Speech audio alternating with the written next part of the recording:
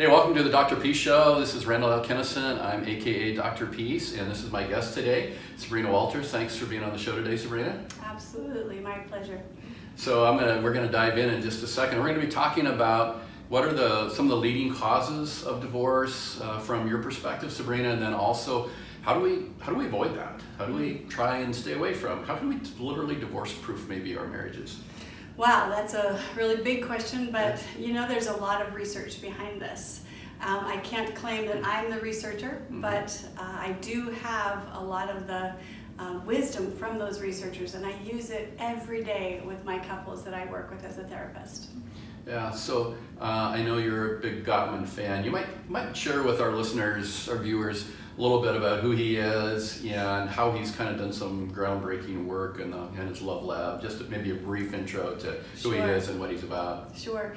So yes, I'm a Gottman certified therapist, which means that I have studied under him and have been approved by him. And what that means is that I use his research-based methods to help couples to divorce-proof their marriage or to recover from those things that are what we call the divorce predictors. So Gottman, John Gottman, is a researcher, and he started way back in the 70s with his best friend Robert Levinson, who was together. They worked to understand what caused divorce, exactly what you asked me on here for today. They did 7 studies, and including as many as over 700 couples over a 35-year period, and they watched them in what was people call it the Love Lab. And this was up in Seattle, Washington, that they opened this place to really research couples, and they took couples that were happily married, couples that were not happily married, and couples who actually ended up divorcing. But they watched these couples over a long period. It's called a longitudinal study.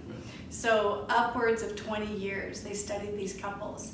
And in this time, they gleaned from these couples what would cause divorce, as well as what the masters of relationship did.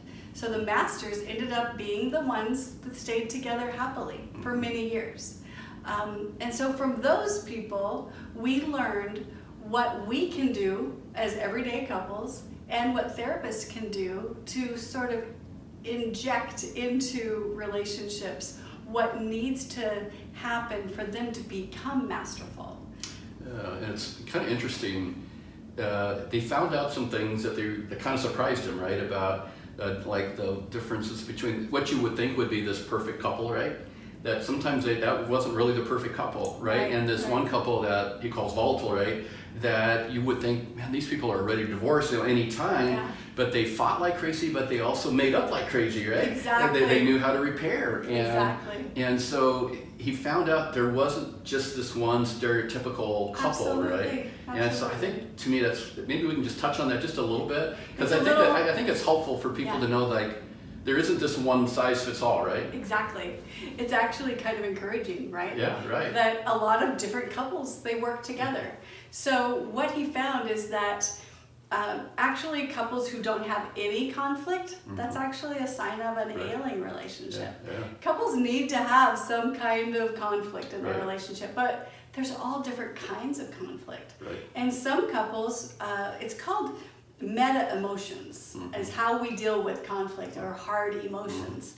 So some couples, if they both really enjoy talking about hard things and they're okay being a little volatile, if they both feel that way, it's actually going to probably work out all right, as long as they use other tools to make sure that they never stay in that state. So then other couples who really don't like to argue, but they bring up things in maybe a softened way or a humorous way. When we would, as a therapist, I would look at that and say, well, you need to use these methods to talk about difficult things. It's not really the case. It's not one size fits all, which I love. I love. So to me, I think that's what's encouraging, right? Because so many times I think there's this idea that if we're going to have this awesome marriage, right, that there's just this protocol we have to follow, right? Exactly. And it's got to be this way or no way. And we read this book or we think about this one certain therapy or whatever, and we think that's it. And what I've appreciated about Gottman and his work is he said, no, there's lots of variance to it, Absolutely. but there are some kind of underlying predecessors, right? There's those kind of indicators, right? Right. So let's talk about those indicators a little bit. Like, what are some of those indicators that say, yeah, this, no matter what kind of relationship you have, these are some key things that you need to pay attention to? Absolutely. So we're really looking at how much negativity is in the relationship. Mm-hmm. And that can show up in a lot of different ways.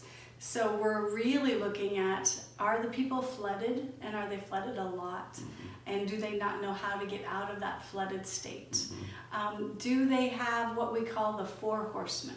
Mm-hmm. The Four Horsemen are criticism, defensiveness, stonewalling, and contempt. Mm-hmm. And if we see those indicators, we call them the divorce predictors, Mm-hmm. then those are the things we really need to get out of the relationship. But like you mentioned before, how do they repair? Mm-hmm. Do they have a fight but then they really repair quickly? Mm-hmm. If they do, then that's a sign of That's a huge sign, right? Yeah. of a relationship that's okay, you know? Let's go back and talk about flooding just a little bit. I'm not sure if everyone really understands what flooding means. Right. They probably think of a river, right? Right. That kind of flooding. So what And does it mean? is kind of It's like a little bit like river. that, right? Yeah. So what It's is it when like? the emotions rise and then flow over the top, Mm-hmm. and so a big mess happens, you know, and catastrophe can happen because what happens is in your body you're flooded with emotion, but then that emotion can take over a lot of different systems. It's called DPA, diffuse physiological arousal. Diffuse meaning all over your body. Physiological, your body, and arousal, you're too high. And I think about Daniel Siegel. He's another great in the world right now in psychology, because he's giving us a lot of the brain science. And so he says our brain, this prefrontal cortex that helps us think logically, solve problems, keep cool, think about different paths of constructive criticism, that kind of thing. But when this part of your brain gets flipped up, which is what happens when we get flooded or we're in DPA, then we start thinking from our lizard brain. And I point to this part because this is the brain stem. Yeah. And this is truly our most reptilian part of our brain, a very ancient part. And lizards really know how to do three things. They know how to flee, they know how to fight, and they know how to freeze. And that's what we see in couples. Right. So that's what I mean by flooding. And any of those four horsemen can happen when you're flooded too. Yeah.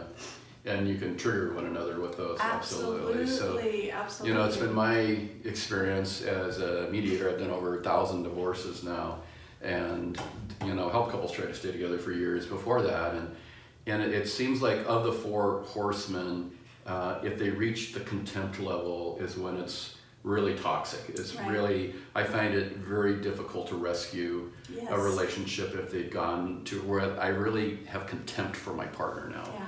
It's that's a difficult place to rescue people out of, and they're desiring, and I think they almost they get to a point where that's the only way they see their partner. Yes. You know, and that actually is true, and that's exactly what John Gottman saw. Is that if he saw contempt in the first 3 or 4 minutes of a conflict conversation, he could predict with 94% accuracy that they would divorce. Yeah. So that says a lot. Plus, we know now that in 96% of conversations that start with that kind of angry, harsh startup, especially if contempt is involved, then it's not going to go well. The whole conversation won't go well. Yeah, I often talk to couples and tell them, you know, you treat your best friend better than you treat your spouse. Yeah. Right? And so if that's happening, that should be a pretty big wake-up call, right? Yeah, You know, there's a absolutely. problem there if I'm actually more concerned about how I treat my best friend than how I treat my spouse. Absolutely. You know, and they don't feel safe, right? They don't They don't feel safe. Yeah. And there's not a feeling of safe haven. Right. You know, we know that in healthy relationships, there's a healthy attachment. And that only happens when you feel like you've got my back, that you're going to be there for me, you're going to come when I call. And when you come, you're going to kind of wrap your arms around me and be a safe, soft place for me to land. Right. And maybe a quick example of what that looks like. To me, what comes to my mind, Sabrina, is like family issues, right? They're at the Thanksgiving or Christmas, right? Yeah. Or at the birthday party, you know, and another family member is, you know, not maybe super vicious, but they're, you know, little arrows, you know, just kind of Little innuendos, darts, little yeah. darts that are going toward their spouse, and they're not doing anything about it. You know, Right. they're not stepping in, they're not helping to create a boundary, and that spouse feels very vulnerable. Yeah. And feels like, I don't ever want to do that again, and feels like you don't have my back. Yes. And it can cause some very deep conflict that's Yeah. not so easy to fix. That's exactly Yeah. right. That would definitely need a repair. Yeah, it definitely would need a and, repair, and yeah. a conversation, and that conversation may or may not go well if we don't know how to kind of mitigate those four horsemen. Yeah, and especially the next time there's another family gathering, if it's just another repeat, then that's an issue as well, right? Right. So we talk about it, we think we got it fixed, and we think that my spouse is going to come to the rescue, and they don't again, Right. and I feel like I'm laid out there bare again. And now it's even going to be harder to repair because we've been down that road once, and we thought it was taken care of, and it's not. So that's the other thing that I think we see, right, with couples, is that when they keep going down the same road and it just keeps getting deeper, right? Instead of trying to, we think it's fixed, but it's not. And then each time you go through that cycle, it seems like that cycle's kind of that downward cycle, right? Yeah. And it just keeps getting lower to, finally people say, I've had enough. Right. Yeah. Right. Absolutely. Yeah. And I think that's where it's really helpful if the couple can see before it gets to that point to get some help, Right. you know? And that's, of course, where people like me step in. Yeah, so let's talk about that, because you know, when people come to me for divorce, a question I usually ask them is, you know, have you tried to deal with the issues in your marriage, you know, and have you tried to do counseling? And oftentimes they'll say, well, we tried it once, right? Or well, that didn't work, and so I use this analogy that I think is really helpful for couples to think about. It's like, well, did you try counseling, or did you train to have a good, healthy marriage? Because I think there's a difference, and I use the analogy of me trying to do a marathon. Like if I did a marathon tomorrow, I could try to do a marathon tomorrow. It would probably be pretty ugly. I'm not sure if I'd make it to the finish line, you know. But if you gave me a year and I trained, and I'm surely not going to win the race, but I could probably finish the race, right? You know, and I will probably be in a much better shape because of it as well. Absolutely. You know, and so I ask people all the time, did you try counseling, therapy, or did you train to have a healthy marriage? Because to me, there's a huge mental difference in the way you approach that, right? You know, I like that marathon analogy because it kind of reminds me of how we go into couples therapy. I mean, we tell couples right out the get-go, this is going to take some time and some commitment and some financial commitment as well. And how does that compare to divorce and how much that's going to cost you over time?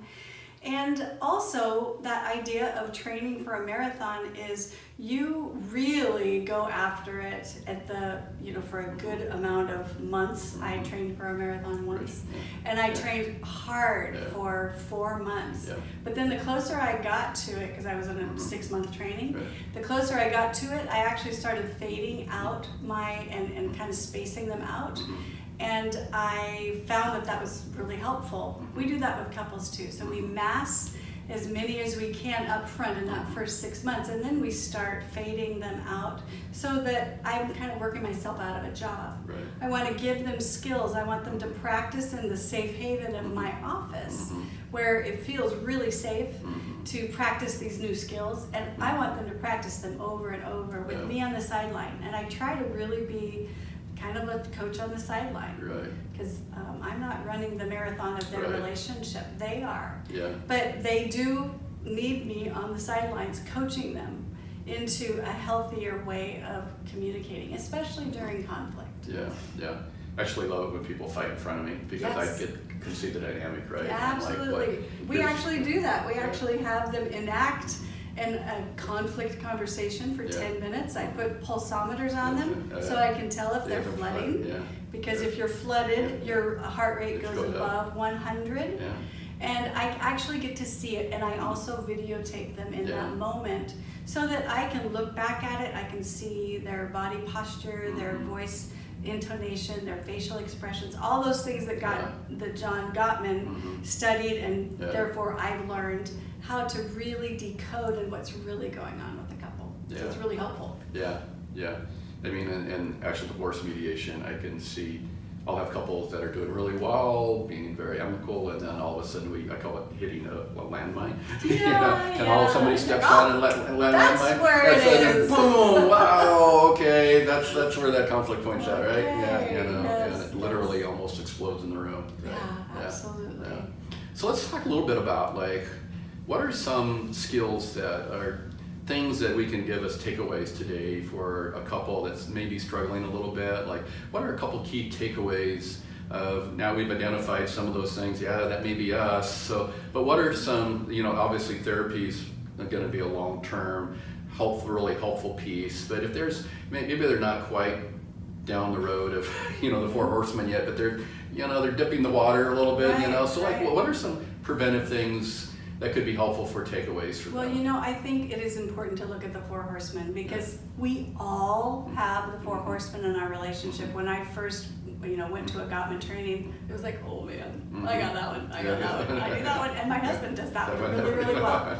So I think it is important to start right there and to say, okay, I love the fact that there's an antidote for every one of the Four Horsemen, and I love that he says the Four Horsemen of the apocalypse. It's kind of like so scary, doomsday. Well, it will be doomsday if we don't figure this out. So, for the first one, which is criticism, the antidote is using a gentle startup, and that looks like, when we went to the party at Aunt Bertha's, and Joe started throwing his little darts like he always does at me, and you know how much that hurts my heart, and you didn't step in. It really made me feel alone, abandoned, and sad. I really need you to kind of be my buffer. And can I count on that in the future? So it's a gentle startup. Right. It's saying what happened, what you felt, and what you need. Right. Without using you statements as much as you can. Right? Yeah. The second one is defensiveness, which is basically casting blame. Well, you did that, but this is what I saw. And the key with that is taking responsibility. Kind of like, we teach our little kids. So what was your part in this? Because in every bit of criticism, there's always a little bit of truth. There is. Right? I call it, there's always a grain of salt, right? And it usually stings a little bit, right? Yeah, because it's an open wound. So it's taking responsibility. So, the other side of this, Bertha's interaction, the person without being defensive, he's like, well, I can see how I did that. I'm really sorry. Yeah, I kind of get caught up in the socialness of what's going on, and I really need you to kind of give me that little nudge that you need my help. Kind of wake me up and let me know, because sometimes I'm kind of a dense dunce when it comes to this kind of thing. So it's taking responsibility and asking for what you need in order to mitigate the situation. Right, so that they make sure they get it. Yeah. So I call it, mediation, I use this term all the time, you need to own what you need to own, but no more, right? We don't need to hop on the guilt train, right? But we do need to hop on the responsibility train, right? We need to take responsibility for what we own, and sometimes it's harder than we think. It's hard to really look at yourself and honestly say, I have a problem there. Yeah, absolutely. So then the third one is contempt, and obviously this is the one that we got to get out of our relationship. It's It's when you are feeling very disgusted or almost hateful towards your partner, and maybe even call them names and things like that. Yeah. So that's describing your partner in not a very good light. No. So instead of doing that, it is describing yourself, you know.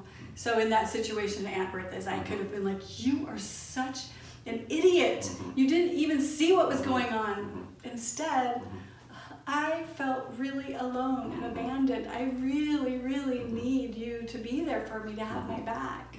So you're describing what you feel. And then outside of that situation, if you're feeling contemptuous a lot towards your partner, the way to turn that around is to really start having more appreciation for your partner. Yeah. Gratitude makes a huge difference. It does. I have people just write, have a gratitude journal, just every day. Like I just did this 14-day challenge. Great. Called Good to Great, and every day you had to write a love note to your spouse, and you had to tell them something you loved about them that wasn't just like, you're beautiful, kind of, it's like, what are characteristics? Or you're doing a great job with the kids. So like, what are the qualities about this person that you really appreciate? And everything has every positive has a flip side negative too, right? So like my wife is number one, her strength finder is responsibility, right? And you give her something to do and she will absolutely do it. But she's like dog on bone, right? So it can be a point where there's times where I can even feel sometimes, not very often, sometimes like second place, right? Because she's taken on this responsibility and she can't always frame it, right? To how it should balance in certain other areas. And so that trait that can be so admirable can become a negative at times. And that's true for everything, right? It happens in every area, in every relationship. And then what I find is in people in contempt, their tunnel vision, right? All they can see is a negative, and they just need to somehow learn how to flip that switch back again. Absolutely. And see the beauty of who they are at their core. Right, and that's the person they fell in love with, right? Absolutely. Every single time. Yeah. And then stonewalling. Stonewalling was a big aha for me when I learned about this, because my husband's a stonewaller. He's an expert at it. He's an expert at it. But I didn't realize that it was him flooding, that he actually couldn't talk at that time. He was frozen. So here I am, kind of chasing him back in the back of his cave with my bat and wanting information out of him, and he just couldn't get it. He's just shut down. He was shut down. Yeah. So I had great compassion on him once I realized this, and I was like, oh my gosh, I need to help him and give him time, because I didn't know that he was flooded. I didn't know that his little brain had flipped out, and I now give him time. And when I see him kind of turning away from me, I know that it's time to give him space. But I actually, because I'm probably flooded, but I'm flooded in criticism. I give him time. I say, sweetie, I can tell that this isn't the best time to talk. Let's table it for about an hour, and why don't we go do something different? And then let's come back together. Yeah. So a couple things that really help, like with mediation, people do certainly flood, and so I just tell them we're going to take about a 20-minute break. I'm going to talk to each one of you. We're going to maybe take a little walk around the building. Walking helps. Just a little bit of exercise, those kinds of things. But I find that when the stonewalling, as far as it seems like, and I hate to be stereotypical, but it is a little bit stereotypical in the sense that oftentimes it seems to be the wife that's kind of chasing the husband, kind of, please talk to me, kind of pressing, and then the husband doesn't know what to do with that. He doesn't, if it was another guy sometimes acting like that, he might actually physically fight him, but this is his wife, and he can't do that. He doesn't want to do that, and so he feels kind of literally trapped, and so he just kind of shuts down. And I've seen that an awful lot. I have seen it in the reverse as well, with men doing that with women, but it seems more propensity of women doing it to their husbands. It is stereotypically, that's what the Gottmans found, that actually is one of the things that that is true, that women oftentimes do the pursuer, distancer, the woman is the pursuer, the man is the distancer. It doesn't always happen that way, but in general it does. And also, typically men actually get to the stonewalling phase more often than women. That can also be flipped, and I do think pretty much the distancer pursuer kind of dynamic, it's going to be whoever is the pursuer is the one who's talking, the distancer is the one who needs space. Right. And so usually in every relationship there is a little bit of that dynamic, and we need to be aware of it, because what's happening is the pursuer is feeling abandoned by the distancer. And so having an agreement about what that looks like when you feel like pursuing, do you ask yourself some questions? Can you become more self-aware of like, why am I doing this? What need is not being met? And does my partner really need a timeout? And then as the distancer also become a little more self-aware. Okay, I'm doing this thing where I'm shutting down. What do I need to ask for? Turn towards, say, okay, I can't do this anymore right now. I need a break. And that's where we oftentimes in counseling come up with agreements and kind of contracts. Like when this happens, we can either one of us ask for a break and we're going to give it to each other.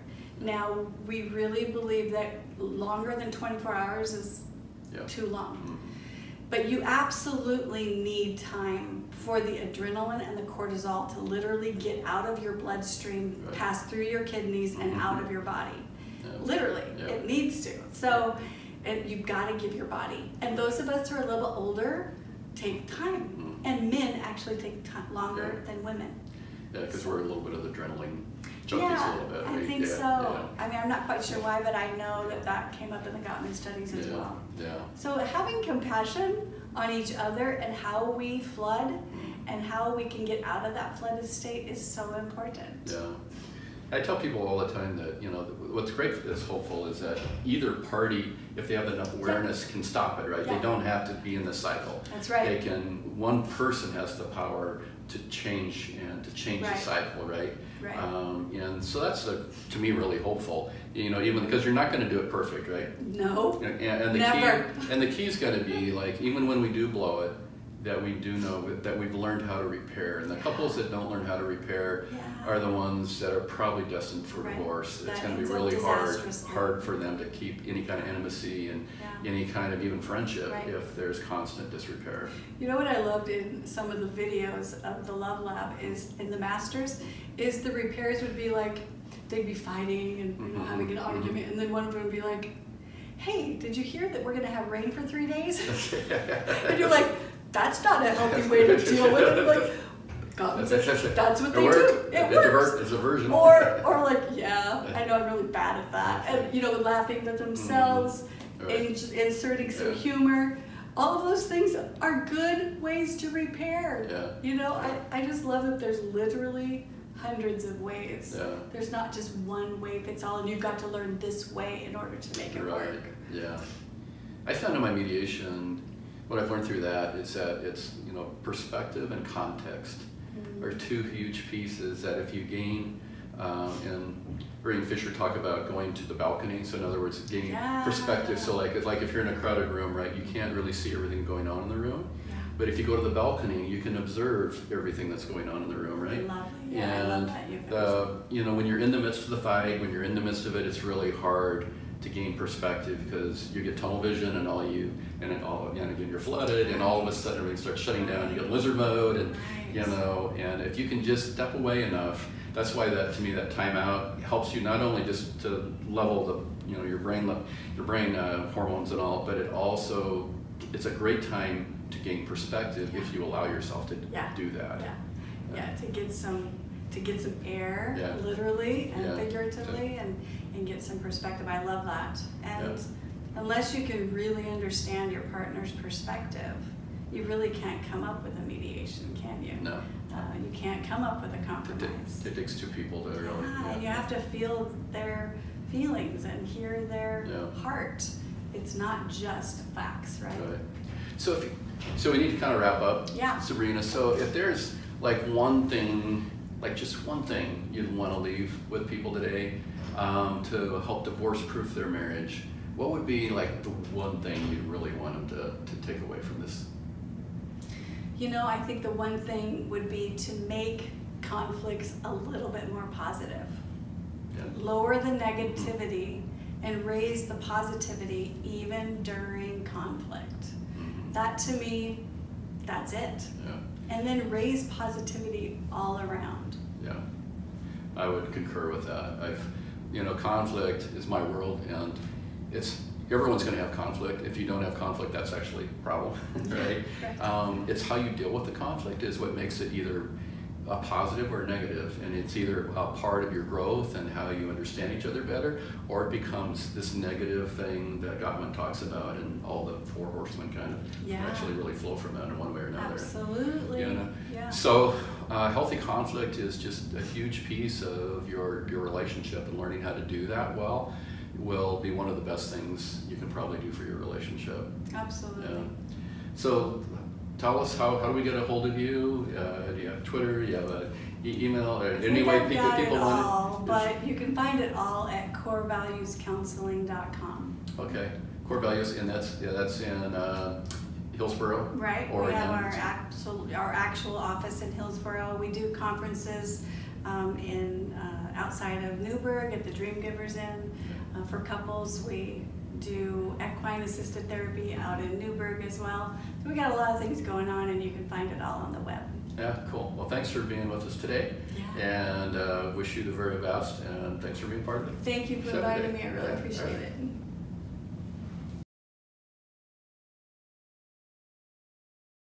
The sponsor today is the Genesis Divorce and Family Center. And again, you're probably wondering, what is a Divorce and Family Center sponsoring a show like today where we're talking about divorce prevention and how to have a healthy marriage? Well, that's because that's one of the things we do. We work on the prevention side. We network with people like Sabrina Walters, who was our guest today, and we work with a number of other therapists, not only here in Portland, but also in Phoenix, Arizona.